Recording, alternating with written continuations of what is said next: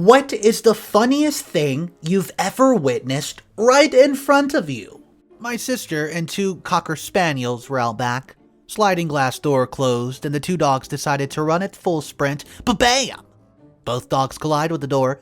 Then my unaware sister does the exact same thing and it all happened in about 6 seconds. I was sitting at some traffic lights a few weeks ago and a guy on a fancy racing bicycle rode up onto the traffic island to wait to cross. Except he forgot he was wearing those shoes which clip into the pedals.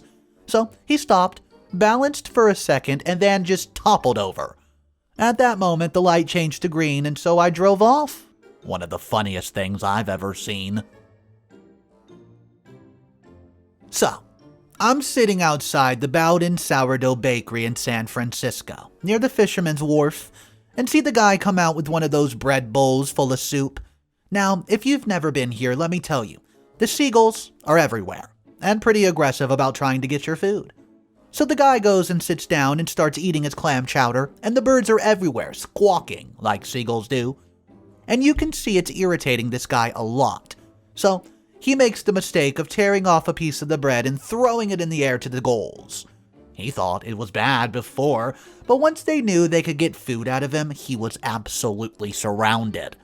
So, one of the seagulls lands near the guy and is standing with its back to him about 5 feet away. The guy gets up, walks over, and kicks the crap out of the bird. As soon as he turns around, he realizes this was a mistake.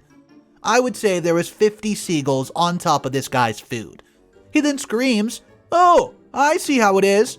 You send your friend to distract me while you son of guns enjoy my food." It was quite funny. I worked at Santa's Village, a downtown market amusement park in the 80s. Standing in my carnival game booth, I watched a kid stagger off the spinning teacup ride a good distance away, and then veer dizzily this way and that until he wound up directly in front of my booth. At the very center of my field of vision, he paused for a second, then puked up everything he ate in his entire life, and then staggered out of the frame. It was like this perfectly choreographed little movie scene, and I can still play it in my head. Thank you, the 80s kid. You were, and still are, hilarious. Was at the movies with a buddy.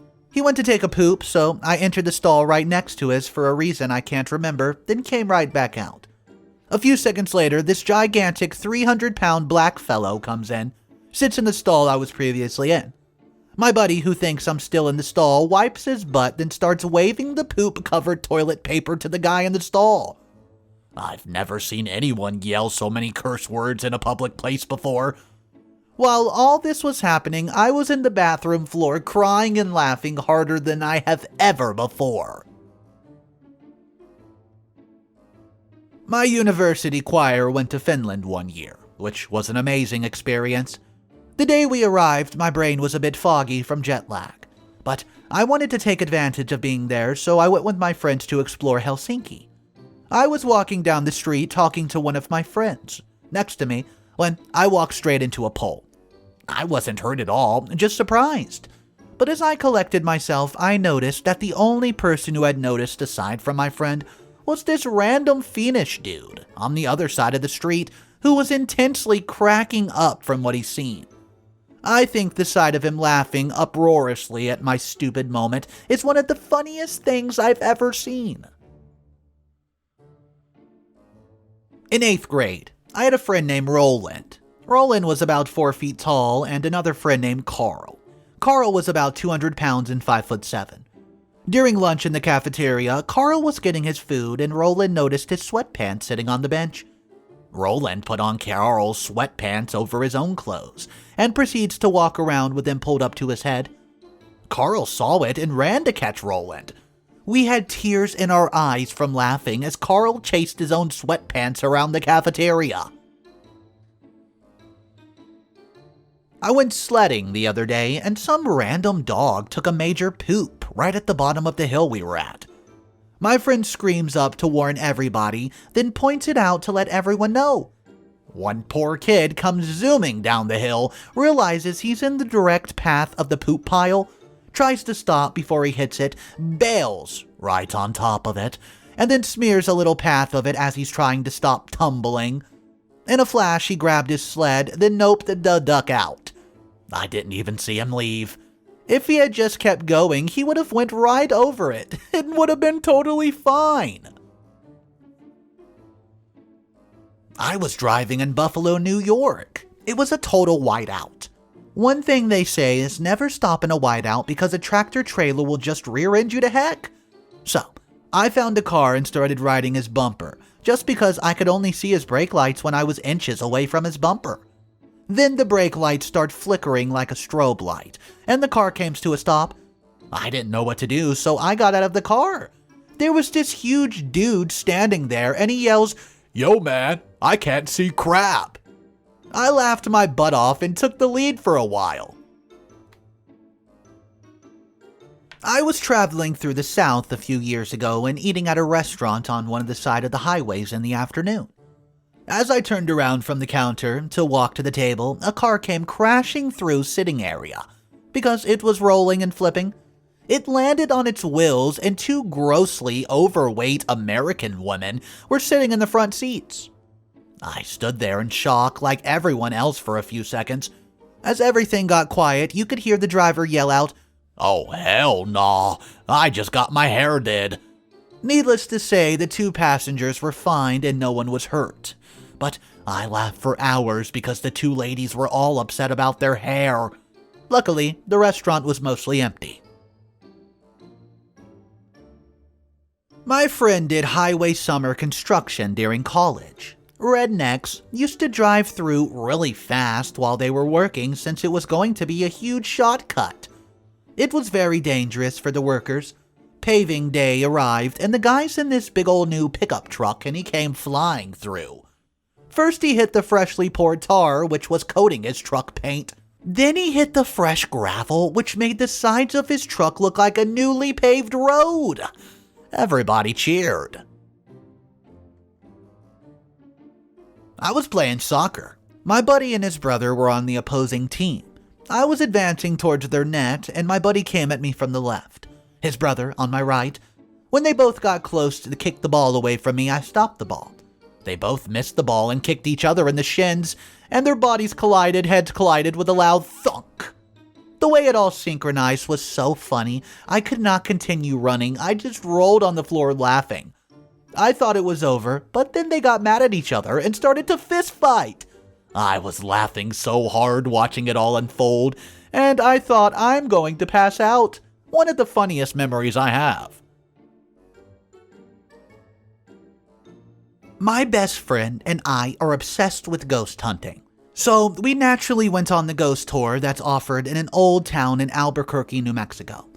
We were the only two locals, but there were about 7 people from Canada. We got this haunted window in a building that's now a restaurant. However, we failed to realize we were the only 2 people standing in front of the window, only about a foot away. As we listened to this ghost story, we were staring into this window without realizing the restaurant was still open. And bam! A lady basically runs past the window. We were so scared we were screaming at the top of our lungs. I couldn't move, and my best friend grabs me around the waist and tries to run off with me. I'm 5'9", she's 5'2". It isn't until we finally get ourselves together that we look up and realize we scared one of those Canadian guys so badly he'd taken off running and was now a block and a half away. The 3 of us looked really stupid, but it's still one of my favorite memories. I was with my extended family at a local amusement park when I was 10 years old. My uncle and I went on a boat ride where you drive the boat around a small truck. You could drive the boat freely, but it had no throttle control. It's a pretty boring ride unless you have someone like my uncle to ride it with. Halfway through the ride, he suddenly turned the boat completely sideways and blocked the track. Since the boat had no throttle control, everyone bumped into us and got stuck as well. With the boat pile up holding up the ride, the attendants came to help my uncle, who started acting like he had a special need and could not understand what they were telling him to do. Every time they got him going straight again, he would keep turning until he got stuck again. The attendants tried to get me to tell them what to do, and I did, but my uncle would just do the opposite and keep turning it sideways. Eventually, the attendant jumped on the boat and steered it the rest of the way, while my uncle just smiled at him. Right after we got off the boat, my uncle stopped the act and just said to the attendants, "Thanks for the ride." I was at a sci-fi convention with a friend, and we get to the hotel elevator. A 10-year-old or so girl gets on dressed as 7 of 9, and these two fat guys dressed as Jedi behind us start mocking her for not having the quote goods to fill out the costume. Freaking gross. My friend, who's also rather large, turns around, looks them up and down, and starts heckling them for being a fat Jedi. "Can't use the Force to put those frickin' M&Ms down, can ya? The pizza's calling you to the dark side. Do you have to use the Force to get your fat butt into those robes?" "Those aren't even Jedi robes. Those are hotel bathrobes." Everyone in the elevator was cracking up, and when the girl got off the next floor, she had a great big grin on her face, turned around and high-fived my friend on her way off the elevator. The fat Jedi got off on the next floor as fast as they could. It wasn't even the floor they were supposed to get off on. A group of us often went to my friend Ian's house at lunchtime in high school. Every day we'd walk out the school gates, go to the Spar, get a pot of cup noodles, I think in the States, and a sliced loaf to share. Then we'd walk 5 minutes up the hill to his parents' house. Genuinely, we would just use his kitchen, making toast, boiling the kettle for tea and pot noodles. Then we'd settle in front of the TV, eating, drinking, and watching whatever was on for the day. This was our ritual almost every lunchtime for the later part of our high school years. One day, though, it was different. Sometimes my friend would forego the pot noodle because he had been left to food by his mother from the previous night's meal. This day, it was a plate of spaghetti bologna. As he brought it out of the microwave, a delicious smell filled in the kitchen. We all looked longingly at this hearty Italian lunch, and then back at our dreary pot noodles. Most of us were reassigned to our gray meal, all except Mark. As we sat in the front room, Ian sat pride of place in his father's chair directly in front of the television, with his large plate of spaghetti on a coffee table. The rest of us were spread out on a large sofa. None of us noticed Mark disappear until he re-enters the sitting room with an air rifle over his shoulder. Sometimes we'd shoot targets and stuff down at the garden after lunch while smoking cigarettes outside, so seeing the air rifle was nothing new. Casually, Mark walks over to Ian's bologna, points the barrel directly inside the spaghetti at the edge of the plate. Ian's face is suddenly pale. "Say hello to my little friend." Mark pulls the trigger. In an instant, the spaghetti went from a plate to covering literally every side of the room Ian was sitting. Pieces of delicious old spaghetti bowl are everywhere, hanging off paintings all over the wall, dripping off the radiator, covering porcelain ornaments, the side of the TV, and also Ian's face. His white school shirt now stained red with Italian tomatoes. Ian was so shocked he didn't say anything. Mark, too, was shocked because he had pumped up the air rifle well beyond the recommended amount and was now looking at the result of pelletless blast air meeting the spaghetti. And, well, spaghetti meeting the living room floor. Needless to say, the rest of us were immediately hysterics. Tears of laughter at Mark fruitlessly trying to clean up the mess. Ian raging at Mark about his parents' living room. Obviously, we could never return Ian after this incident. Sometimes we'd forget, but then chuckle at the old spaghetti incident. I hope I can describe this as hilarious as it actually was. After a night at the bars, it was after 2 and I was waiting for my food order at Jack in the Box with all the other hungry drunk people. A girl next to me obviously can't wait for her food, so she takes out her iPhone, opens a packet of hot sauce and squeezes it onto her iPhone like a plate and takes a huge lick. She had no idea that what she was doing, and one of her friends had to pull the iPhone out of her hand mid-lick. I still laugh uncontrollably when I think of the visual. Single mother at the beach. With her, I would estimate 3-year-old son. The kid's having a very good time playing in the sand. All of a sudden, she gets a phone call and starts yelling at who I presume is the father. Has a fit, grabs the kid and starts telling him it's time to leave. She's pulling him along by the arm and getting dragged as she's yelling on the phone. Finally, the kid lets go and he turns around to yell at him. It's time to leave and to hurry up. The kid standing there with his water wings, sun hat, holding his yellow sand bucket, yells at his mother, "I'm a kid. My legs aren't long enough. I can't move that fast. What do you expect?" Everyone around us just starts cracking up. In high school, me and my mates were just stood in a circle talking, waiting for the teacher to turn up to let us inside. This was after dinner break or lunch, and hundreds of seagulls flocked to the playgrounds to scavenge the food. One of those seagulls crapped on my friend's face. My mate, being quite hard, the jock type, shouted, "All right, who freaking spit on me? You're freaking dead." We were on the floor laughing, and then the realization on his face when he knew it was not spit. In fact, it was bird shite. He actually said, "It's not spit, is it?" with a grin on his face. I still crack up now thinking about it. While on a motorcycle trip across the country, my father and I witnessed the tail end of a possible road rage incident. We were riding up the highway when one car passed the pickup and didn't know about it. About 5 minutes later, we round a bend and there are both cars parked on the shoulder, drivers in a mid-fistcuff. As we passed, I looked over and the fighters were so involved in their battle, they forgot to take the terrain into account, fell, and rolled down a slightly steep hill together. It wasn't until we stopped for a break about an hour later that my dad laughs and says, "Oh, what the duck was that fight about anyways?" I'd forgotten about it until then, and all I saw in my mind was those two bozos tumbling down a hillside and kicking up a dust cloud. Ugh, New Mexico. The other night, my boyfriend and I were bored and, well, under the influence of some marijuana, and so we decided to wreak some havoc. My friends have bought me a laser pointer for Christmas so I could play with my cat with it instead. What we decided to do, though, was to point it at people outside our apartment complex.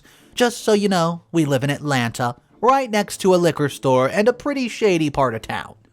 My boyfriend decides to point it at this guy who was clearly cracked out. This man starts freaking out. He just stops in his track, holds his hands up in the air and screams, "Put the laser on me! Come on, white devils! Put the laser on me!" Now, we're about 5 stories up, so he couldn't see us, but he just goes on this rant for 10 minutes screaming about lasers and to bring it on. I know it's pretty awful to mess with someone like that, but at the time, I couldn't control myself, and I was laughing hysterically. Only after the laughter subsided did we realize he was probably terrified and thought he was about to get sniped or something. Well, oopsie daisy. On a dry summer night, a couple years ago, a bunch of friends and I were drinking in a park. We were in the bottom of a hill with trees and they were there for hours. Every time one of us went to the hill into the trees to pee, it made pee mud. So the next person to pee would pee a little higher up and a little higher up. We had even a roll of toilet paper on a branch. Well, after a couple hours, one of my girlfriends went up the hill to pee and slipped in the pee mud. She's a longboarder, so she has pretty good balance even when intoxicated, and we all hear, "Whoa, whoa," as she comes majestically sliding down the hill out the trees in a half squat with her pants around her knees without falling. I was laughing so hard I was crying. That one was funny and I'll never forget it. In high school chemistry, we used to play the plunger game during homeroom where we toss a plunger in the air and, well, for various numbers of rotations, and try to have it stick on the floor. One day, as the tosses were getting a bit extreme in the high-ceilinged lab, one guy tossed it a bit too high and it landed on top of one of the light fixtures, which was amusing itself. Later in class, we were back in the lab. The teacher was bald, red-faced, heavily mustached man and was in the middle of explaining our experiment when the plunger teeters off the light fixture and plants itself directly atop his head. The combination of the perfect splunk and the sight of him staring up at the light rod on top of his head in stunned silence was honestly too much to handle. Last Halloween, my girlfriend and I were getting some late-night Del Taco. As we get our food and pull through the drive-thru, I see a car parking on the street in front. The car's decked out in Green Bay Packer gear, with the Green Bay, Wisconsin license plate with an Aaron Rodgers sticker on the hood. So naturally, as I pulled out in the streets, I yelled, "Go Bears!" The guy stood up out of his car with a ref jersey and high heels on and yelled in the most fabulous gay voice, "I'm a replacement ref." We laughed so hard as I sped away. An ex-girlfriend and I were play fighting using our words, calling each other names and whatnot, but none of it serious. She had said something along the lines of calling me stupid or idiotic, then turned around, walked right into the door frame, literally fell to the ground laughing and cracking up.